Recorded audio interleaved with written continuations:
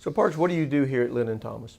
So I currently work building our indexes. So we've built a suite of different strategies that we build out and separately managed accounts for our clients. And I work both helping to create those strategies and then once they are created, to implement them for our clients.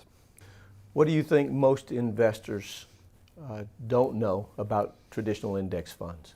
I think most investors aren't aware that with most index funds, the stocks that are picked in the funds are picked based on the price of the stock, and also the weight of those stocks is based upon how expensive that stock is. So as the stock goes up, they end up having more of the overpriced stocks rather than less, as most people would think.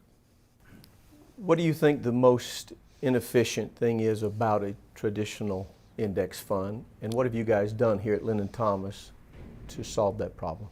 So I really think that it would be broken down into four separate sleeves, if you will. So the first would be quality of the fund and not focusing on quality with the traditional funds. The second would be cost, not only the level of cost, but also the transparency of the cost.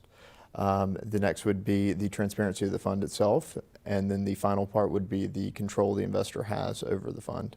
Why do you think that most companies don't take the time to build their own earnings-focused index fund?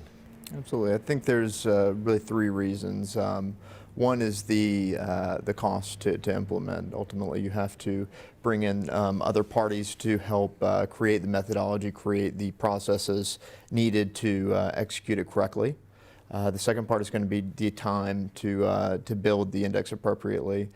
We spent months to build out these indexes, and most firms don't have the ability to spend that time to create it correctly. And then the final part would be the team that's around us. So we have a team of analysts here and decades of experience to be able to use that expertise to build these indexes. When we start out with a client, we want to set the goal, we want to understand the goal, but we also, on the flip side of that, we want to make sure that the portfolio construction is focused on trying to meet that goal.